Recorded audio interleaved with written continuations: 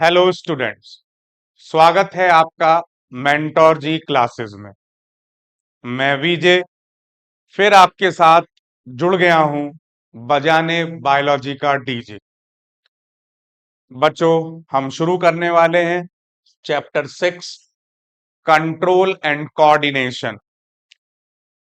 पिछली वीडियो में हमने चैप्टर 5 को कंप्लीट किया, उसके एनसीईआरटी क्वेश्चंस किए, एक्सरसाइज क्वेश्चंस किए, और पूरे अलग अलग डिफरेंट वीडियोस में जो हमने चैप्टर 5 के यानी कि लाइफ प्रोसेसेस के किए, उसमें साथ के साथ हमने टॉपिक वाइज क्वेश्चंस डिस्कस किए हैं।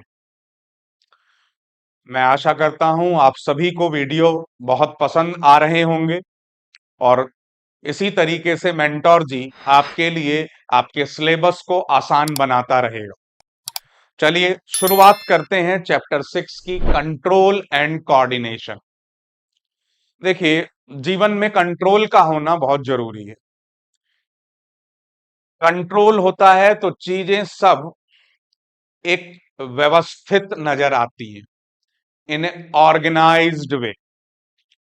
सो that's why there is a organization as well as coordination with synchronization is also necessary. ये दो वर्ड बड़े यूज करता है board, synchronization and orchestrate. Orchestra, orchestra basically ये वर्ड आया है ऐसा ग्रुप जो मिलकर काम करता है, कोऑर्डिनेशन के साथ काम करता है, उसे हम ऑर्केस्ट्रेट बोलते हैं। तो उसी तरीके से अगर आप इस चीज को समझें और महसूस करें, जैसे कि एक स्टेज परफॉर्मेंस हो रही है, there is a group dance, and in that group dance if all hands goes up in a similarity, we praise that particular performance, we clap. भाई मजा आ गया, भाई बहुत बढ़िया परफॉर्मेंस करी। कहने का मतलब यह है मेरा कि उन सभी के मूवमेंट्स एक साथ हूं, सिमिलैरिटी के साथ हूं, सिंक्रोनाइजेशन के साथ हूं, ऑर्केस्ट्रा बने, उनकी उनकी रिदम बने, उनकी टोन मैच हो, उनके मूवमेंट मैच हो, so that looks awesome. Aerial acts होते हैं, आपने देखा होगा बाहर और नीचे बच्चे परफॉर्म कर रहे हैं, जैसे उन्होंने तिरंगा बनाया या उन्होंने वन बनाया। बहुत बार वीडियोस देखी होंगी आपने इस तरीके की। तो वहां पर सिंक्रोनाइजेशन का ही, ऑर्केस्ट्रा का ही सारा खेल है। जितना ज्यादा वो ऑर्केस्ट्रेट होंगे, सिंक्रोनाइज्ड होंगे, उतनी परफॉर्मेंस उनकी लाजवाब, शानदार दिखाई देगी। तो उसी तरीके से हमारे शरीर में भी सभी ऑर्गन्स का एक दूसरे के साथ कोऑर्डिनेट करना बहुत जरूरी है।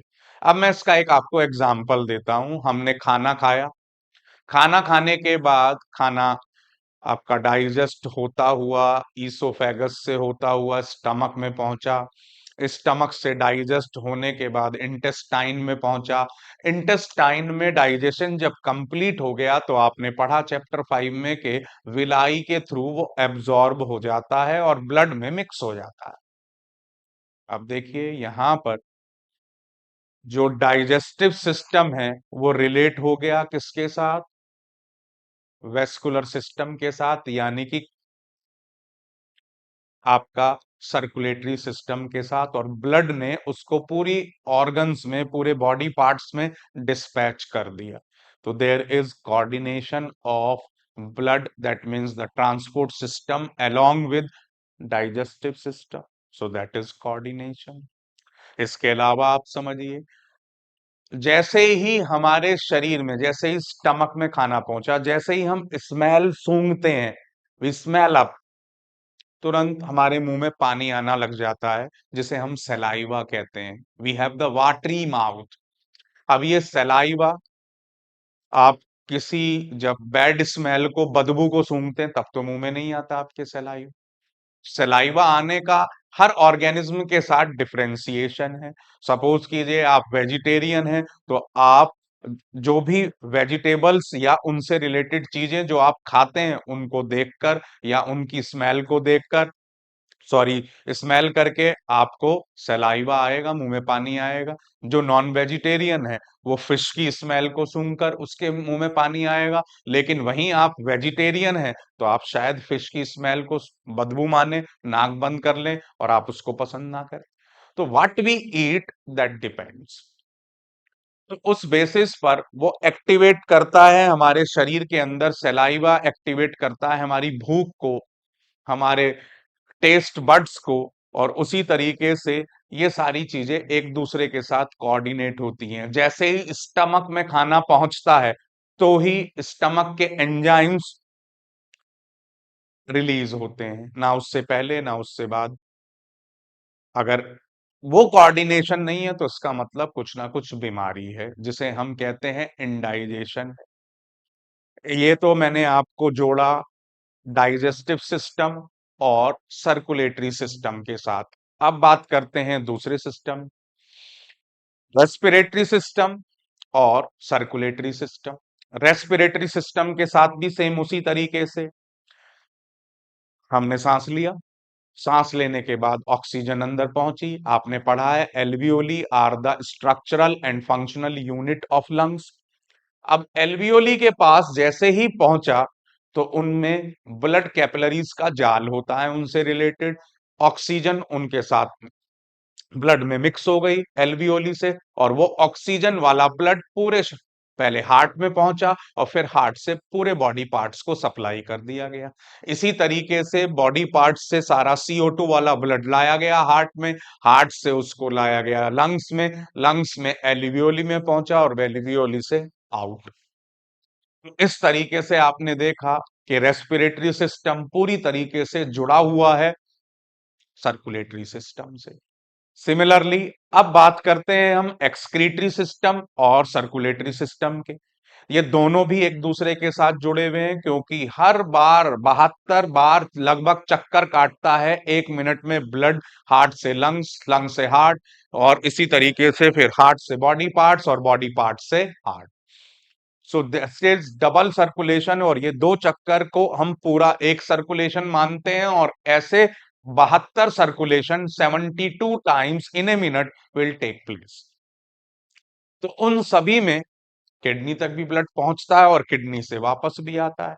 अब ये नहीं पहुंचेगा तो फिल्टर नहीं होगा, फिल्टर नहीं होगा तो हमारे शरीर के नाइट्रोजनस प्रोडक्ट्स शरीर से बाहर नहीं निकलेंगे। तो आप देख सकते हैं how coordinated system, what a coordinated system we have in our body. कितने अच्छे तरीके से सारे कोऑर्डिनेशन को डिजाइन किया है, और इसके कंट्रोल को एक ऑर्गन हमारा पूरा करता है, जिसकी डायग्राम आप देख रहे हैं। That organ is nothing but the brain, so that is the central nervous system. अब इस चैप्टर में हम यही सारी चीजें पढ़ने वाले हैं कि ये एक दूसरे के साथ कैसे रिलेट करते हैं और किस तरीके से ये पूरे बॉडी ऑर्गन्स के साथ मिलकर काम करते हैं। इस चैप्टर को हम अलग अलग तरीके से डिवाइड करेंगे। इस चैप्टर में सबसे पहले आपका कोऑर्डिनेशन एंड कंट्रोल एग्जैक्टली है क्या, उसके बारे में बातचीत हो रही है। देखिए ये उसी चीज को समझा रहे हैं, लेट्स फोकस ऑन दैट।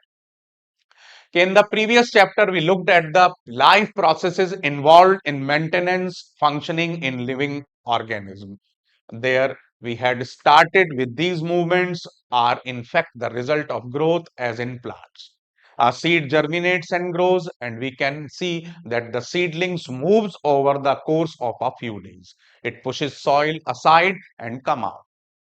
तो ये भी एक कंट्रोल एंड कोऑर्डिनेशन है।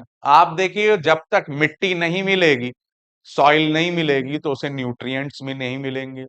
अब न्यूट्रिएंट सॉइल से आ गए, वाटर सॉइल से आ गया, एयर के थ्रू CO2 मिल गई और सनलाइट मिल गई, और जिसकी वजह से फोटोसिंथेसिस स्टार्ट हुआ, मेटाबॉलिक प्रोसेस स्टार्ट हुआ। जब तक उसका ये स्टार्ट नहीं होता है तब तक कॉटिलीडन्स आपने पढ़ा है पिछले चैप्टर में, या आगे भी आप लोअर क्लासेस से पढ़ते हुए आ रहे हैं कि कॉटिलीडन्स फूड रिजर्वॉयर की तरह वर्क करते हैं, और जब तक सीड सॉइल में नहीं होता है, तब तक वो उसको एनर्जी प्रोवाइड करते हैं, जिंदा रखते हैं।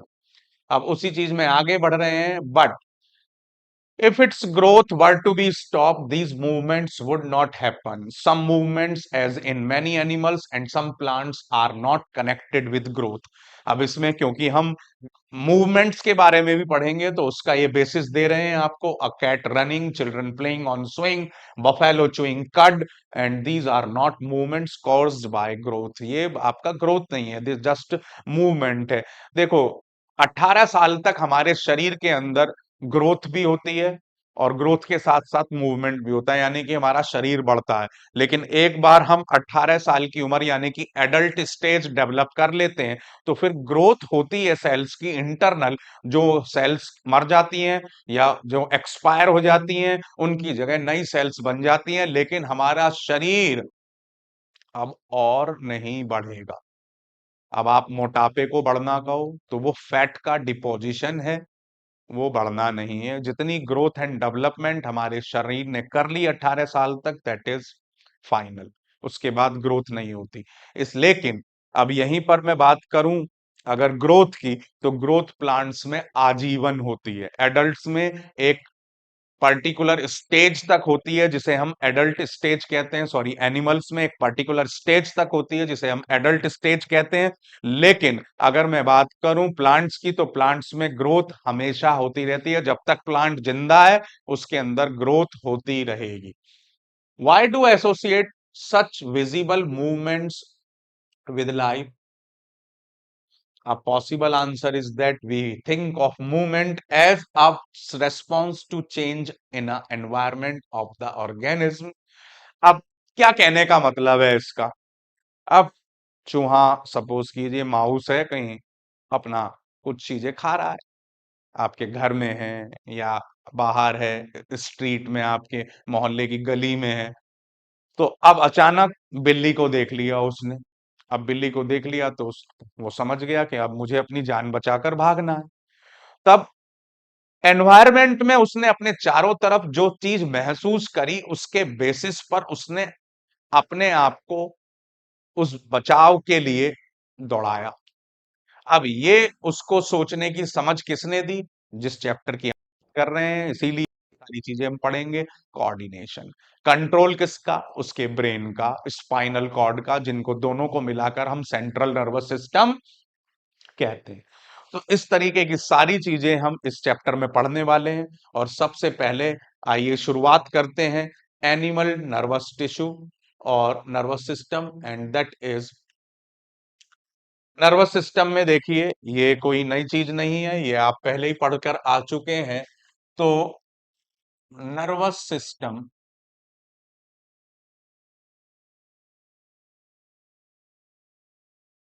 इन animals, that is made up of neurons और nerve cells, that is the structural and functional unit of animal nervous system. This is the structural and functional unit of animal nervous system. So this nervous system, this neuron, made up of three parts. ये mainly तीन part से मिलकर बना होता है। पहला part है आपका साइटोन और पेरिकैरियन और सेल बॉडी। अब मैं जिसकी बात कर रहा हूं वो है ये स्ट्रक्चर। सॉरी, चलिए इसको भी मैनेज करते हैं साथ के साथ।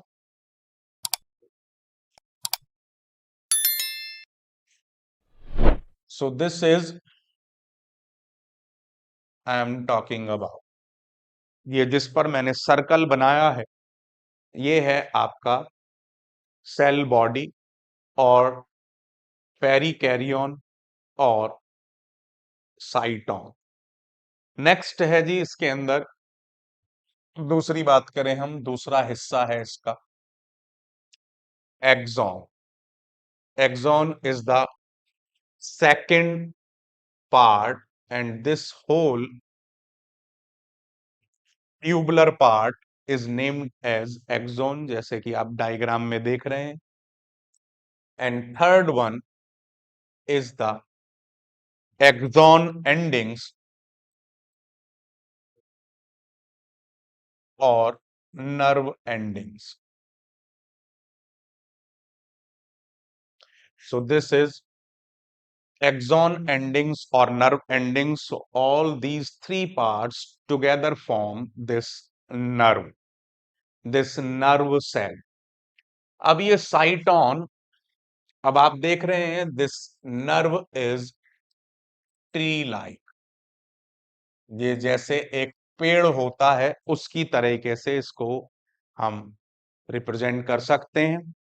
अब यहां पर एक बड़ी इंपॉर्टेंट बात है, आप देख रहे हैं कि जो साइटोन है उसके अंदर न्यूक्लियस है और उसके अंदर इसका साइटोप्लाज्म है जिसे हम न्यूरोप्लाज्म कहते हैं। तो न्यूक्लियस के चारों तरफ जो साइटोप्लाज्म है उसको हम न्यूरोप्लाज्म नाम देते हैं। अब आप ध्यान से देखेंगे तो आपको बड़ी ब्रांचेस दिखाई देंगी इसकी, जहां मैंने ये आपका गोला लगाया है ग्रीन कलर से, so that is dendrons. Dendrons हो गई आपकी large branches. Dendrons are large branches.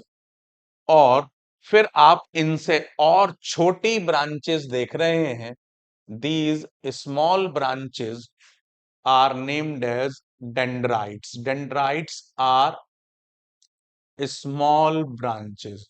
जैसे पेड़ से बड़ी और छोटी ब्रांचेस निकलती हैं, उसी तरीके से इस न्यूरॉन से भी छोटी और बड़ी ब्रांचेस निकलती हैं। जो बड़ी ब्रांचेस हैं उन्हें हम कहते हैं डेंड्रॉन्स, और जो उनसे और ब्रांचेस, उनसे और उनकी लेटरल ब्रांचेस निकल रही हैं, उन्हें हम कहते हैं डेंड्राइट्स। उसके बाद इन्हीं डेंड्रॉन्स में से एक काफी बड़ी हो जाती है, उस डेंड्रॉन को, उस बड़ी डेंड्रॉन को, उस लार्जेस्ट डेंड्रॉन को हम एक्सॉन नाम देते हैं। और उसके फिर बहुत सारे पार्ट, जैसे रूट्स होती हैं प्लांट के अंदर, उसी तरीके से ये रूट्स की तरह फैल जाती हैं, जिनको हम एक्सॉन एंडिंग्स नाम देते हैं। तो इस तरीके से ये पूरा का पूरा नर्व सेल का आपका ये चीजें दिखा रखी हैं आपको। अब इसमें आप एक और बहुत इंपॉर्टेंट सेल है जिसको भी आपको समझना चाहिए, and this is the Schwann cells. SCHWANN, Schwann cells. ये एक्सॉन्स के ऊपर पाई जाती हैं। जरूरी नहीं है सभी न्यूरॉन्स के ऊपर हों, लेकिन जिनके ऊपर होती हैं उन्हें ये इनका काम होता है टू सिक्रीट माइलिन शीथ। ये माइलिन शीथ को रिलीज करती हैं, और इनके बीच में आप गड्ढे देख रहे हैं, these are named as nodes of Ranvier. Nodes of Ranvier, इनका काम कंडक्शन को फास्ट करना होता है। ये गैप्स होते हैं दो श्वान सेल्स के बीच में। अब इस बेसिस पर जो एक्सॉन है उसके ऊपर दो लेयर हो सकती हैं।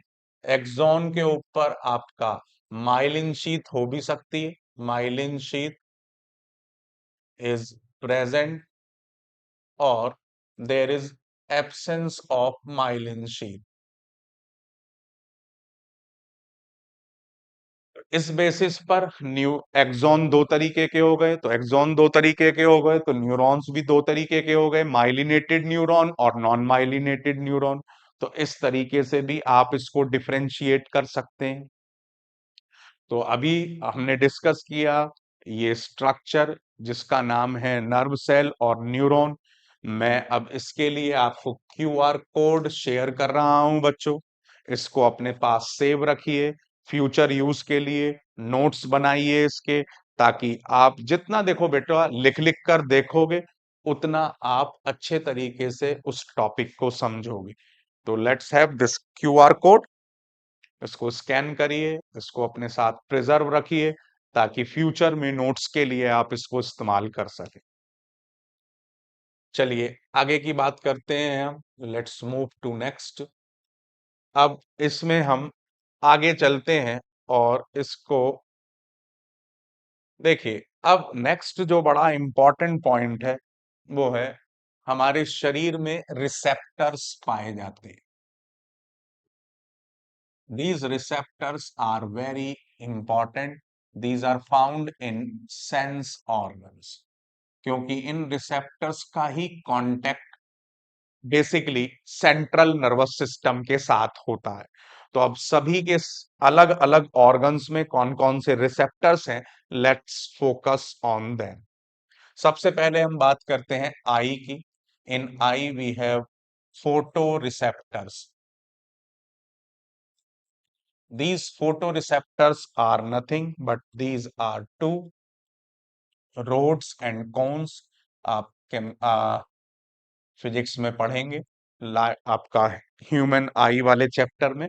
तो रोड्स एंड कोन्स, और इनका काम होता है टू डिटेक्ट लाइट, लाइट को डिटेक्ट करना। This has this job. Next है हमारा ईयर। ईयर के अंदर वी हैव फोनो receptors, and these phonoreceptors to detect sound। इनका काम साउंड को डिटेक्ट करना है। Next we have ear eye, next we have skin. In skin we have two receptors, one is mechanoreceptors and other is thermoreceptors। Thermoreceptors, mechanoreceptors का काम है भाई to detect pressure pain. Pressure और pain detect करना mechanoreceptors का काम है, और थर्मोरिसेप्टर्स का to detect hot and cold. ठंडा गर्म का एहसास कराने का काम थर्मोरिसेप्टर्स का है। नेक्स्ट बात करते हैं फिर, then we have the nose. In nose we have the olfactory receptors,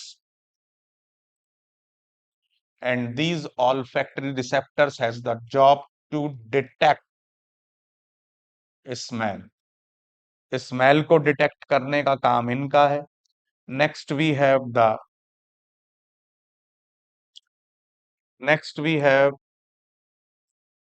टंग,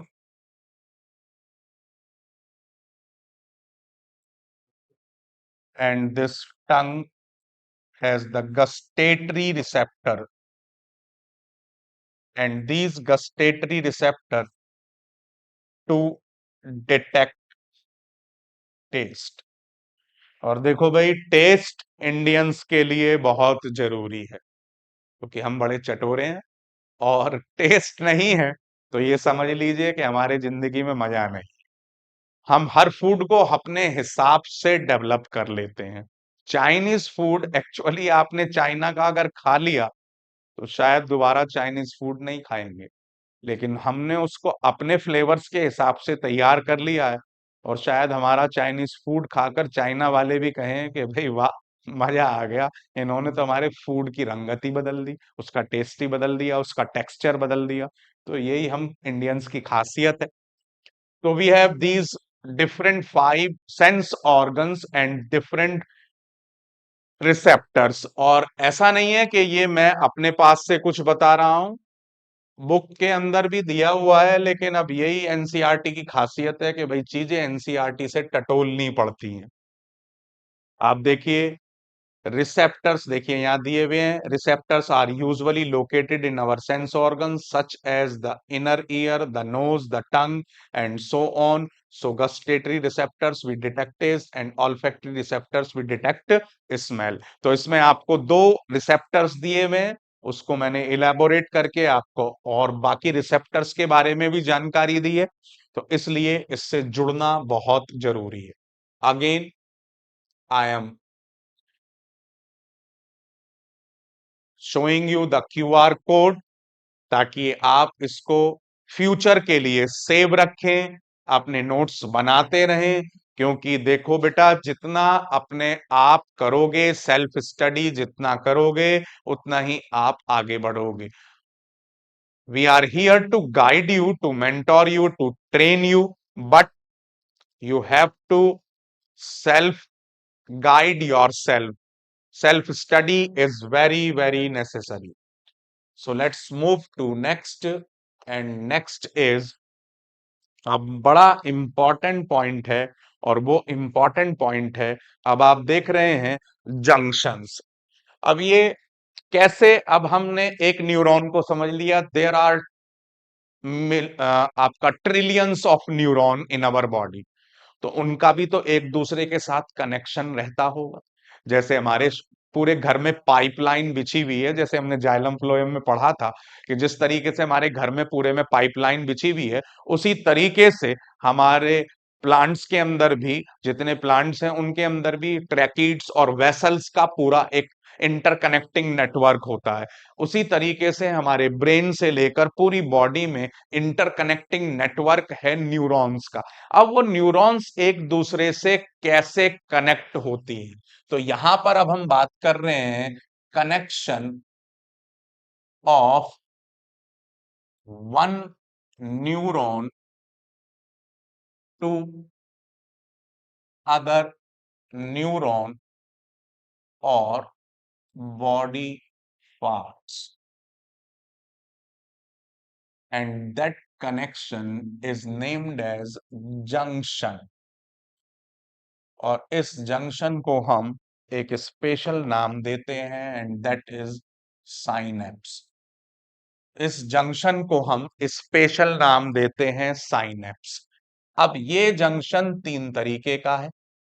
हमारे शरीर में ये तीन तरीके से जंक्शन होता है.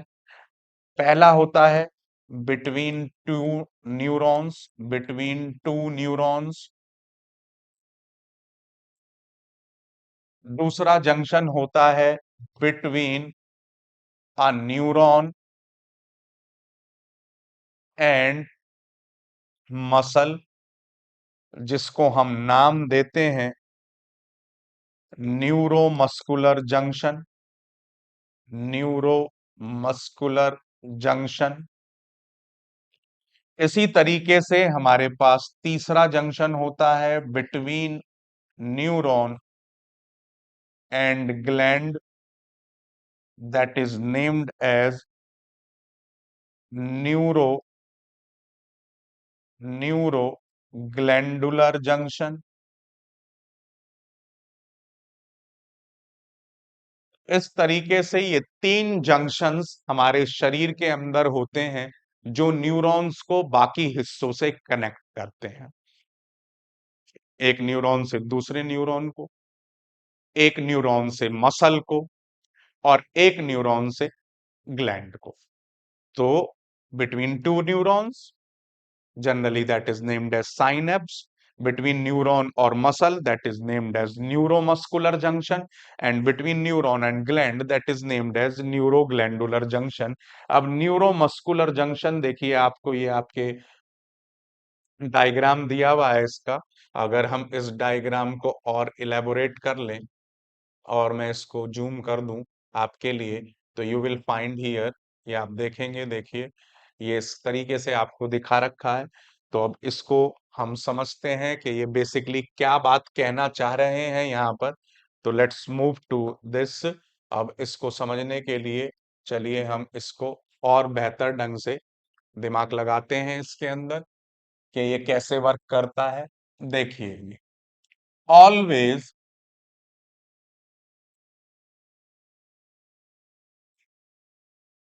axon ending of one neuron is against dendrites of other neuron. That's a one-way traffic. This is a one way traffic. हमेशा जैसे आप हमारे ट्रांसपोर्ट सिस्टम रोड सिस्टम को देखते हैं, रोड सिस्टम में क्या होता है, एक तरफ से आने वाला ट्रैफिक है, एक तरफ से जाने वाला ट्रैफिक है। उसी तरीके से जो न्यूरॉन्स के बीच में कनेक्शन होता है वो हमेशा एक न्यूरॉन से दूसरे न्यूरॉन के बीच में होता है, जिसको जिसका इस तरीके से है कि एक्सॉन एंडिंग से एक न्यूरॉन के शुरू होगा और दूसरे की डेंड्राइट्स पर वो मिलेगा। तो अब इसको इस तरीके से समझिए, जैसे हमने ये लिया एक axon ending, this is axon ending of one neuron, and then we take the, हमने लिया फिर ये dendrites, this is dendrite of other neuron. अब जो ये एक्सॉन एंडिंग है, इसमें भैया हमारा माइटोकॉन्ड्रिया भी होता है। ये हो गया जी माइटोकॉन्ड्रिया। अब इसका लिखने की मुझे जरूरत नहीं है, आप सभी जानते हैं माइटोकॉन्ड्रिया का क्या काम है। माइटोकॉन्ड्रिया का काम एनर्जी देना, तो वही काम ये यहां पर भी करेगा। इसके अलावा भैया इसके अंदर छोटी छोटी वेसिकल्स होती हैं, वेसिकल्स।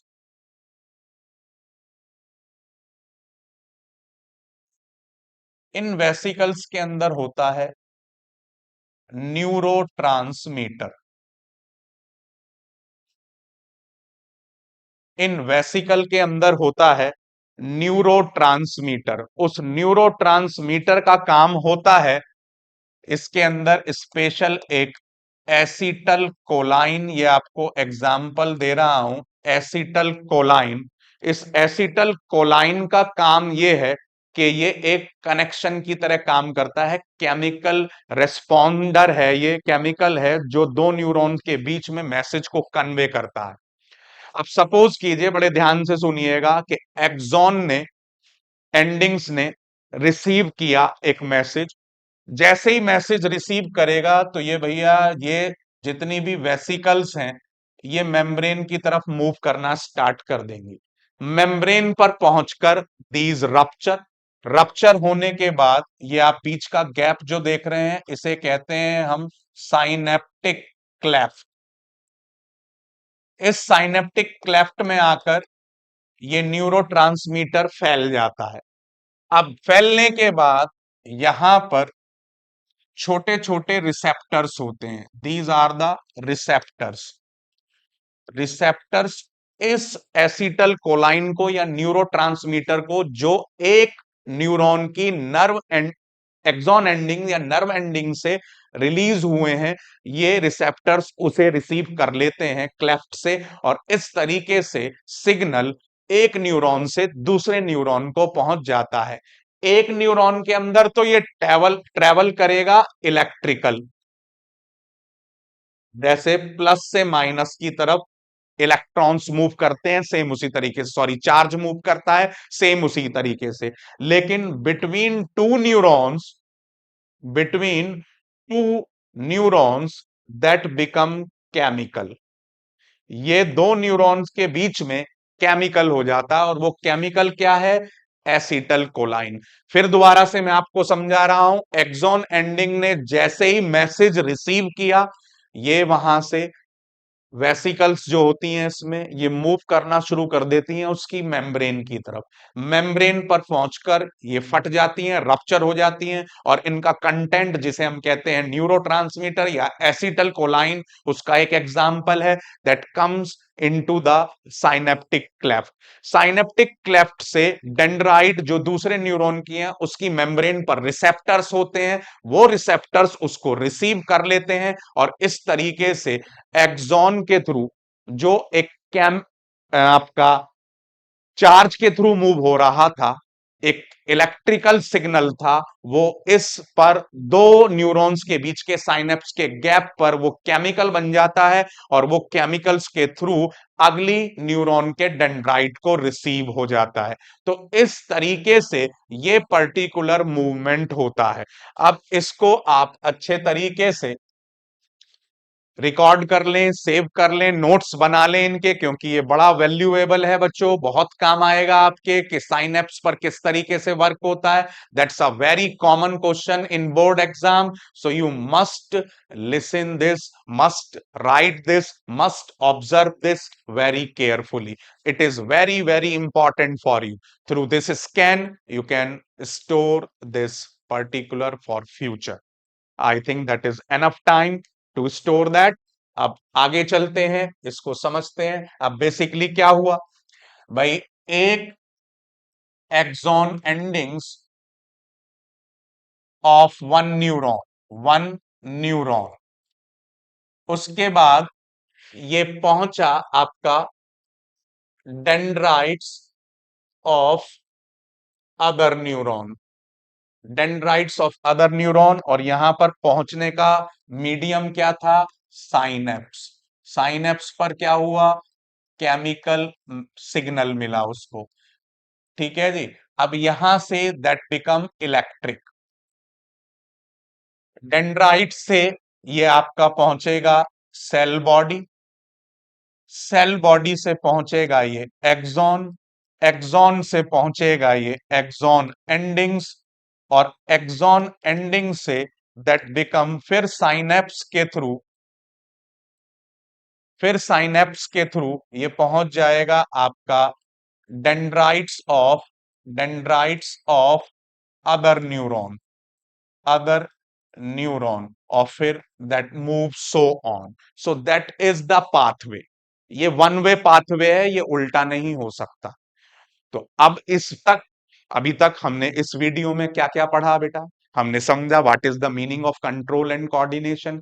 उसके बाद हमने पढ़ा कि एनिमल्स के अंदर जो नर्वस सिस्टम बना हुआ होता है वो नर्व सेल्स से बना हुआ होता है।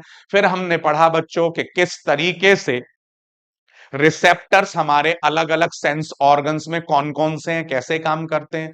और फिर हमने पढ़ा कि साइनेप्स का क्या रोल है, पूरी न्यूरॉन पर इलेक्ट्रिकल सिग्नल्स के थ्रू वर्क करता है, और दो न्यूरॉन्स के बीच में, या एक नर्व और एक मसल के बीच में, या एक नर्व और एक ग्लैंड के बीच में किस तरीके से केमिकल सिग्नल वर्क करता है। और हमने फिर पाथवे को पढ़ा कि किस तरीके से पाथवे वर्क करता है।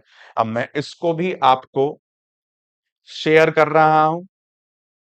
ये भी सारे नोट्स आपके पास प्रिजर्व रहने चाहिए, इन्हें अपने पास सेव करके रखें बच्चों, ताकि आप बार बार इन्हें रिकॉर्ड कर सकें, सेव कर सकें, इनके नोट्स बना सकें, क्योंकि all these things are not given in NCERT. NCERT का काम है आपको समझाना।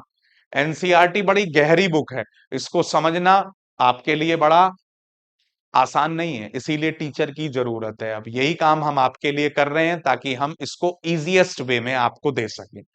तो I think you have recorded this. Okay, so this is all what we have in this video. इसी तरीके से बच्चों जुड़े रहिए, अगली वीडियो में फिर शुरू करूंगा इससे आगे का हिस्सा। अब तक के लिए जुड़े रहिए, मेंटोर जी क्लासेस का मजा लेते रहिए, और वीजे के साथ यूं ही बायोलॉजी का डीजे बजाते रहिए। Thank you.